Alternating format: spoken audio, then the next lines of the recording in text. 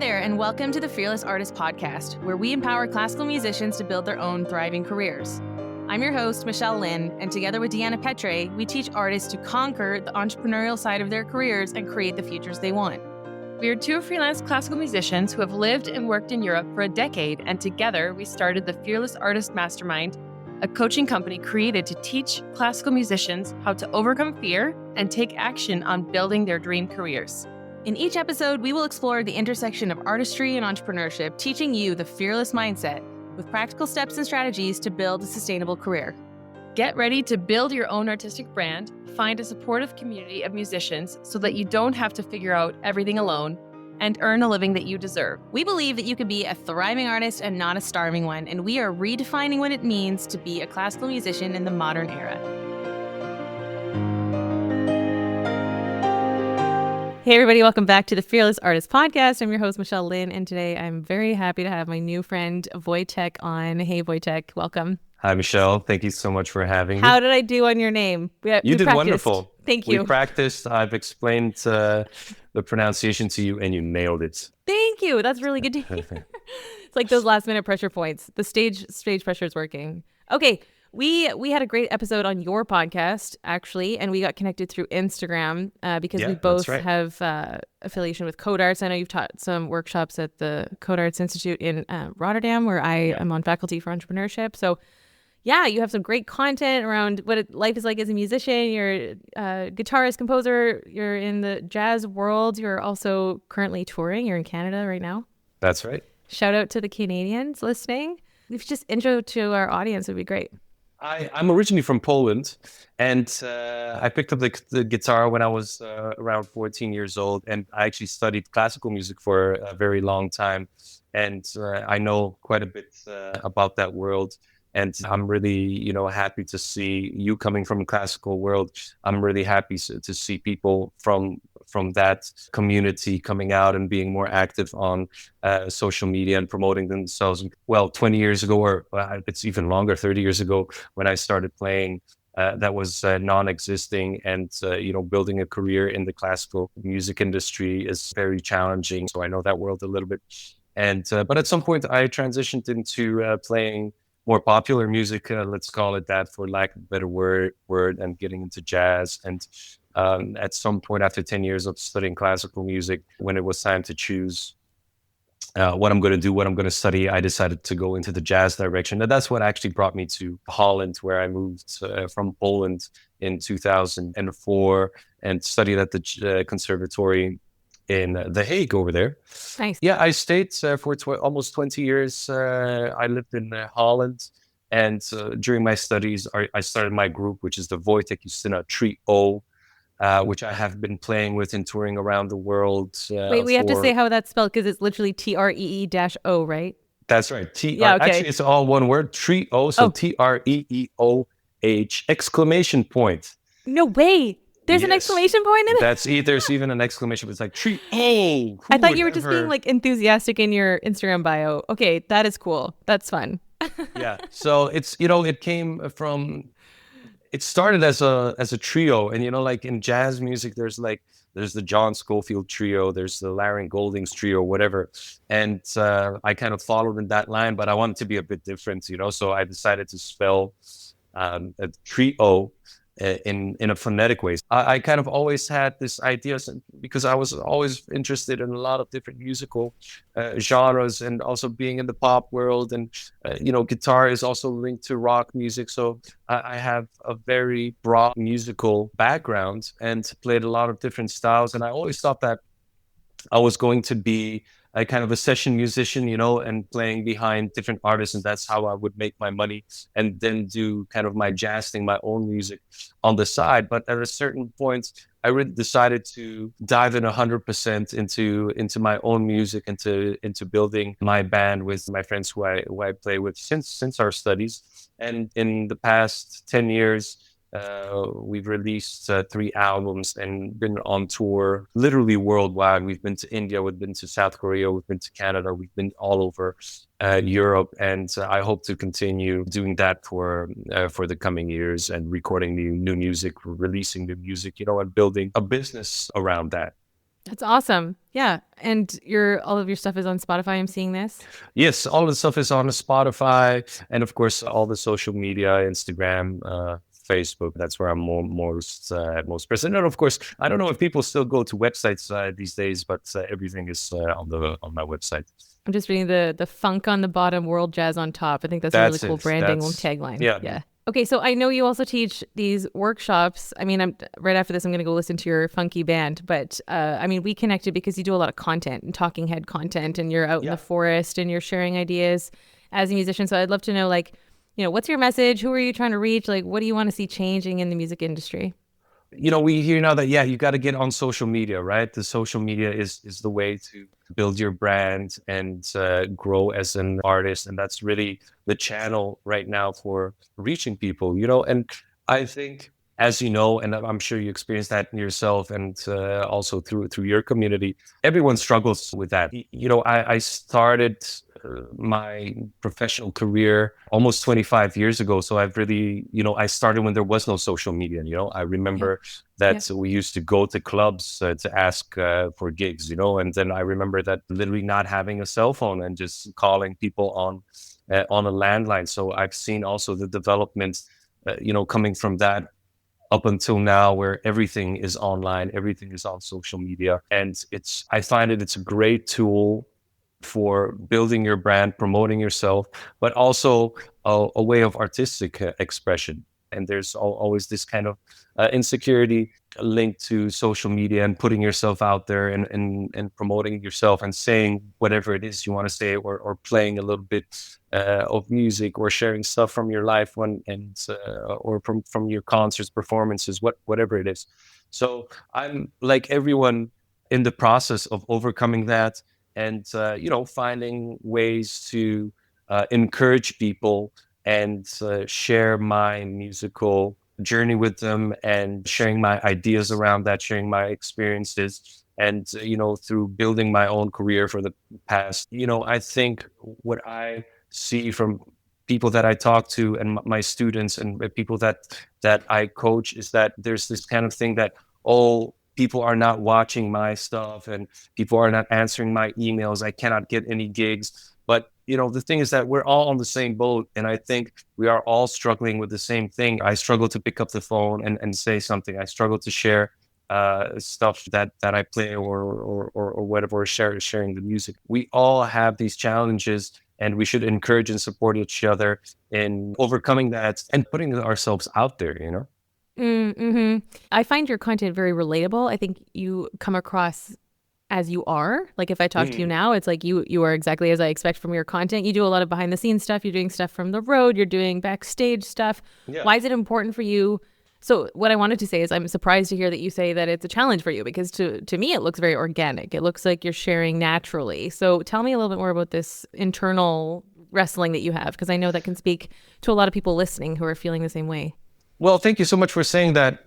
And I think this really also nails the point that I think is important for social media. Or, I mean, it's just about being who you are, and it's, social media, real life, it's now so connected that it's almost becoming one thing.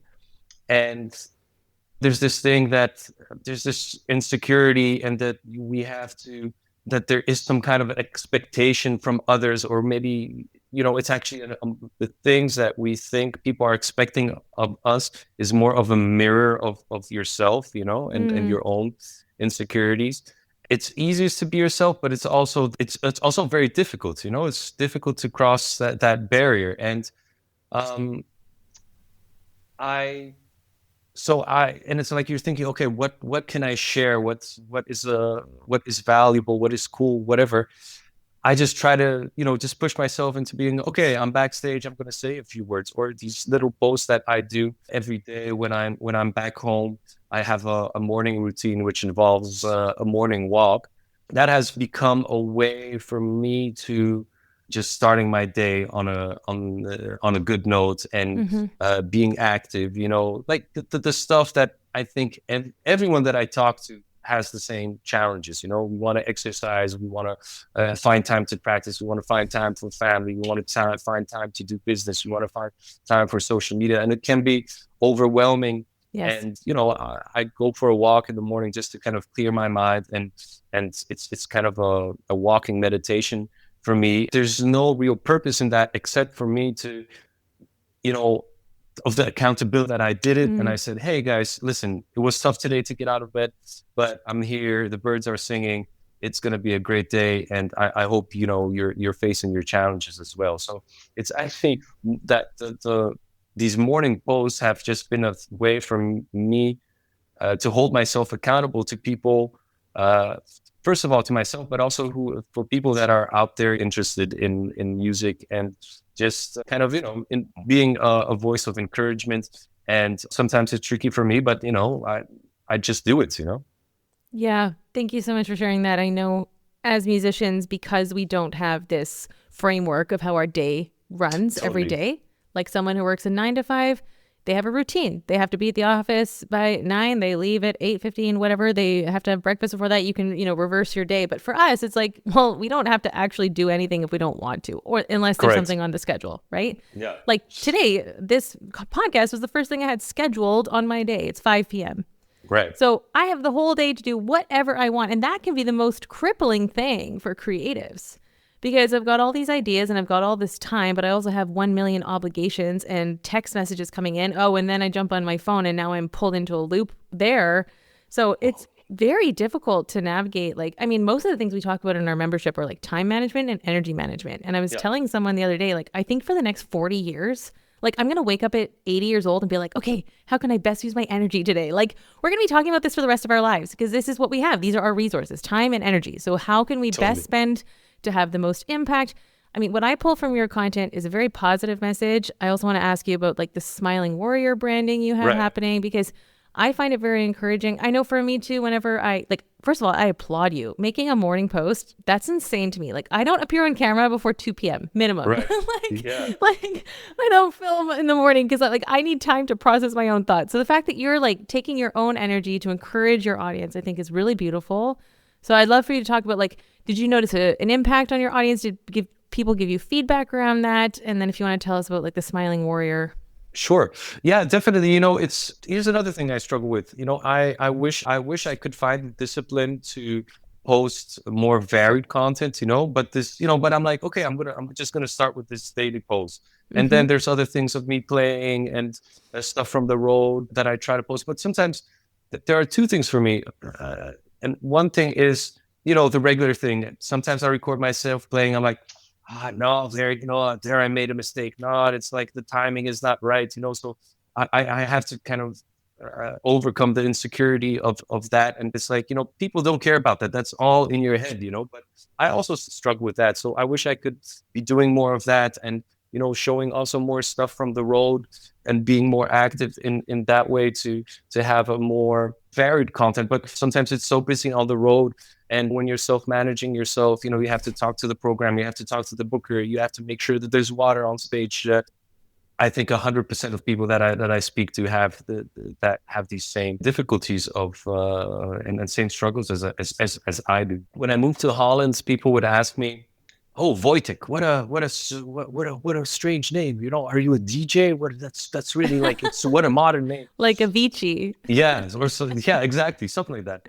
And actually, it's just a very normal, very standard, even old-fashioned Polish name. And people would ask me, "What does it mean?"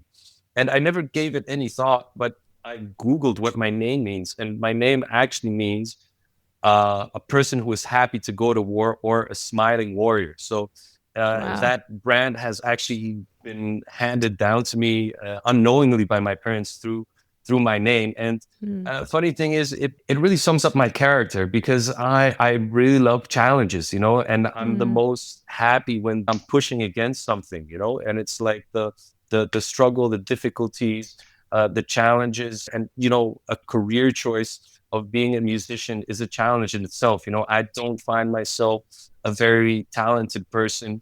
I don't have a natural musical ability, but I just love music, and that love has given me the strength to, overcome these challenges. I was in music school in Poland, and I would just get my ass kicked by the teachers, and they would be like, "Oh, dude, what are you even doing here? Like what do you want? What do you want to do with music? You're not doing great, And I struggle with a lot of those things, but that overcoming has just been a theme of my life, and I think I'm a great example of that. Hard work beats talent, and that if you love something and if you put in the work, you can really do anything, and you can build your life around the things that you love to do. Hard work beats talent. Yeah, absolutely. I mean, we talk about that a lot. One of the books I use in my curriculum for code arts, actually, entrepreneurship class, is Beyond Talent by Angela Miles Beeching.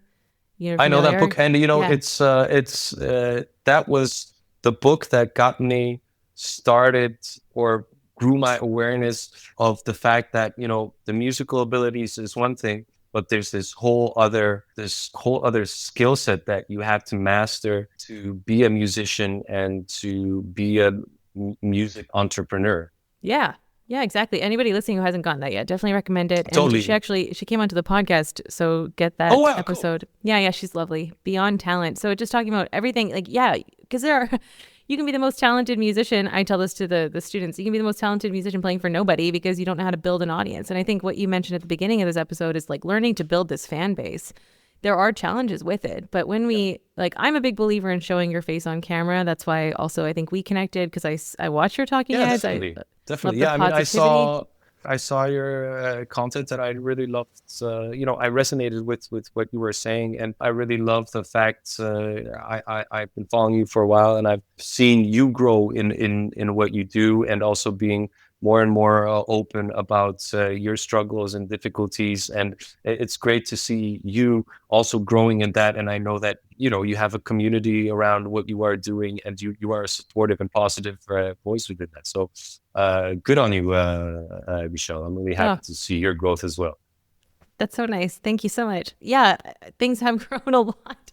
I'm a little bit surprised. You're like, you reap what you sow, and we've been sowing for so long. And I say we because Deanna's been, we've been doing TFA for 5 years, even though she's on mat leave right now. And I'm so grateful because we came to this. There's a tipping point, and my vocal coach always used to encourage me with this. He's like, there is a tipping point. Right now you're just climbing up, up, up, up, up, but like you will get into the flow. You just have to, and it's it's the next hammer hit that breaks the rock, but you don't know which hammer hit it is. So you have to keep hitting the rock. Totally. And that's what I'm reminded of a little bit when you say like going into battle smiling, because it's like, yeah, we are fighting for something, and we're standing for something that we believe in. We're passionate about what we do. We want to bring change. We want to bring music to audiences, and it costs us everything. I mean, figuring this there's no manual for this, which is why I think community is so important.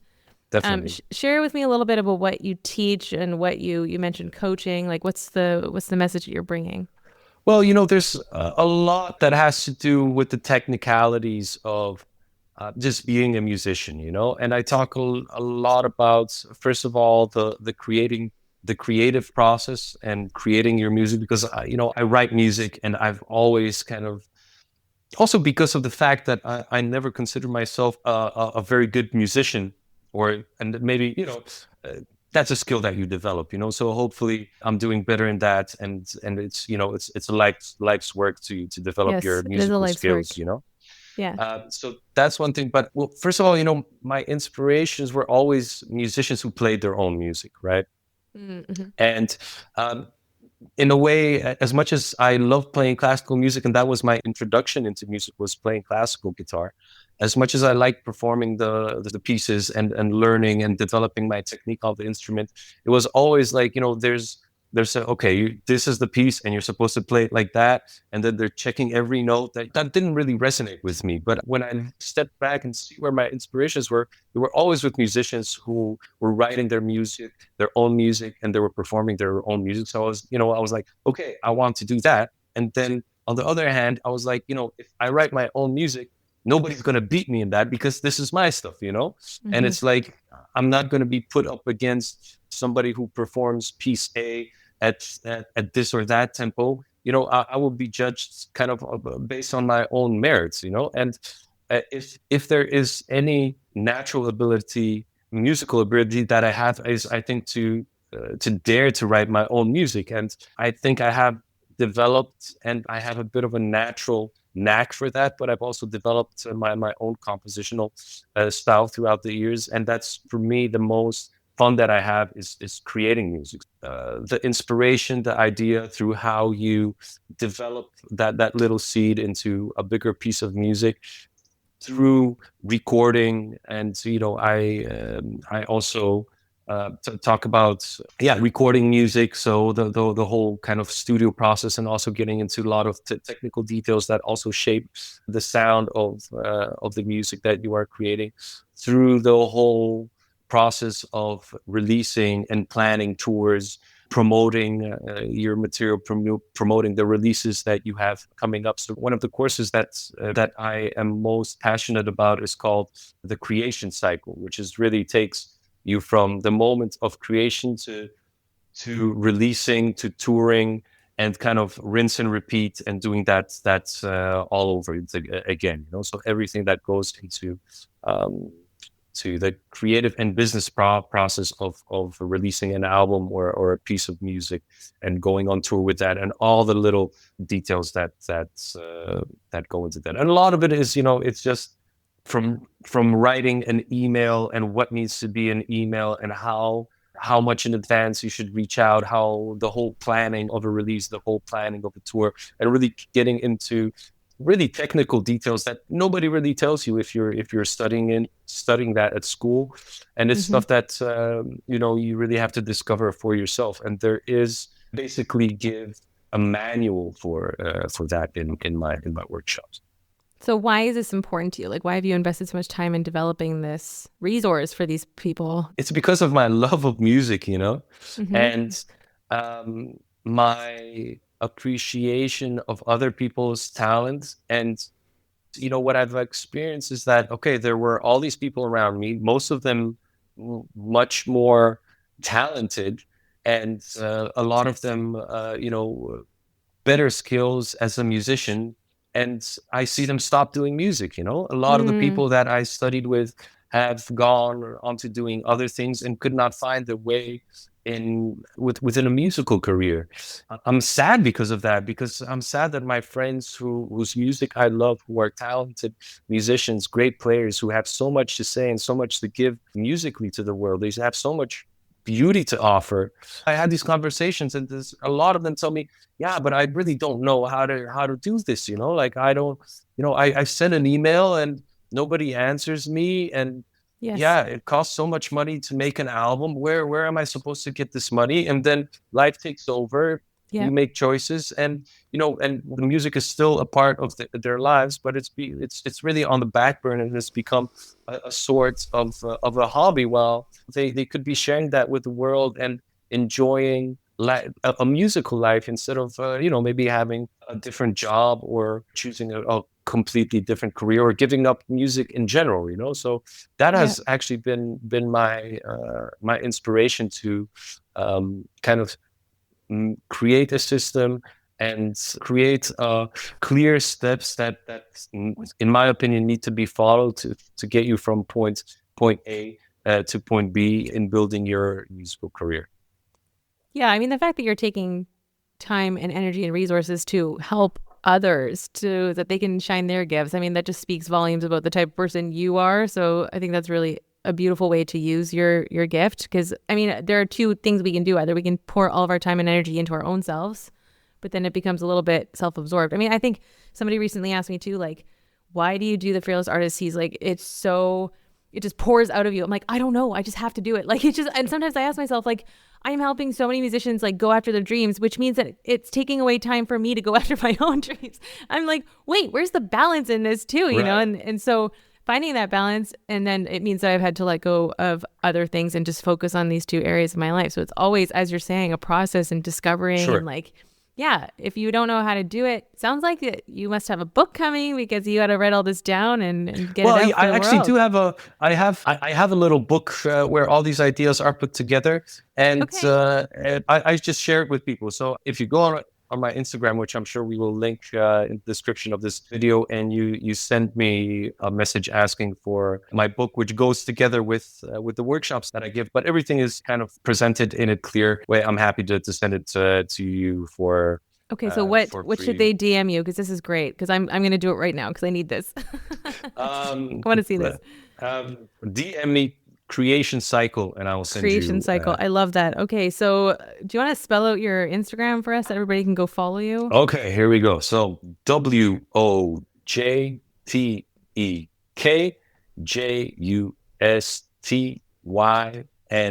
is my Instagram handle, of course, with the @ It's a complicated name. The biggest challenge is figuring out the spelling of that. But let's put a link that's going to be easier, and I'm sure people can find it. Absolutely, we're going to put a link. Hey, is there anything else that you wanted to share that I didn't touch on? You know what? You mentioned the whole story about that we have to create our, our own day in a way, and that there are so many things. And if you go to work, you have a 9 to 5. It's really like the things are planned out for you, and the tasks are clear. And the thought popped into my mind, linked to what I had. This podcast is about my problems in life and my struggles, but I find that really important, or what has worked for me, is to and what I also struggle with is discipline. Being disciplined in your work is absolute key. And I find, and what I encourage everybody to do, is to really plan. And this is also part of my creation cycle spiel. Planning for me is just like huge. It's number one, and having a plan for your day, having a plan for your week, having a plan for the month, what you want to achieve in the half year, where you want to be in 3 to 5 years, how you want your life to look in 10 years is extremely important, and has helped me a lot in just finding a good flow in my work and in my life. And artists also have this, we're kind of always a bit free spirited, and it's easy for us to get distracted with things. It's easy for us to put things away because maybe we get into playing or practicing or writing music, and then other things that essentially move our careers forward really take are put into second place or third or fourth place. What has helped me a lot, and I encourage everybody to do, is to really plan your day, and plan the day that you would like to have, the day that has time for yourself, that has time to take care of. Mindfulness is a big thing for me. Of course, physical activity is a thing. So I try to get those things out in the morning. So again, my morning walk and this little post is a part of that discipline.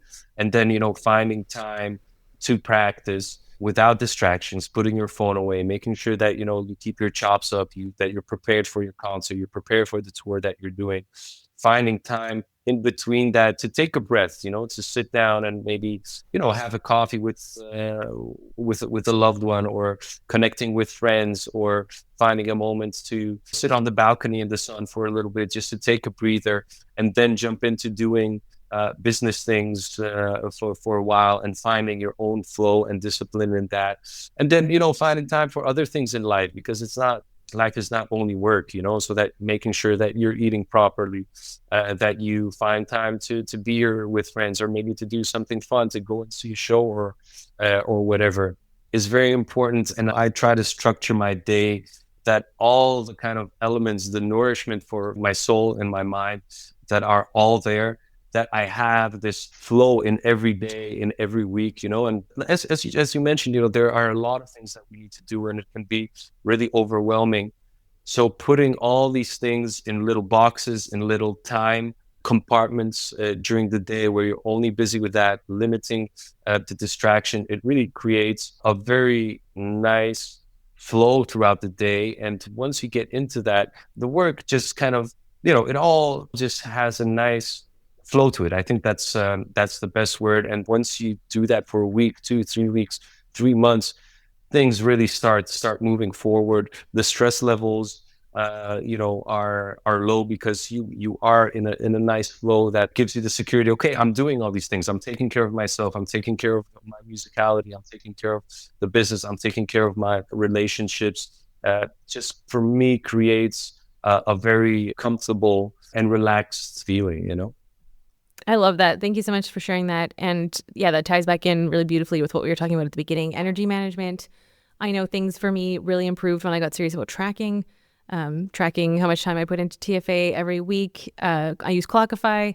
Also my practicing. I track how many hours a week I'm practicing. And then every Monday morning I get like an email that's got a summary of like where I spent my time last week that I was tracking. And I've got a system to track my workouts.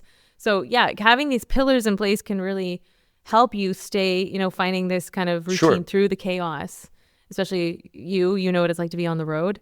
So I think having these things that you're mentioning, and then also the importance of accountability, that you have people asking you like, hey, how's it going? Checking in with your projects. I know the producer of my album sent me a text message this morning like, hey, like I was supposed to hear from you. And I'm like, hi, I've been writing you for 3 weeks now. So yeah, I think that's where the power of accountability really comes in. And definitely, kind of goals, I think you should have goals set for you. And they don't have to be huge things, although it's very helpful to know where you're going in a bigger picture. But even if I sit down to practice, what is my goal for this 30 minute of a practice session? What is my goal today? Is it which maybe I have to reach out to?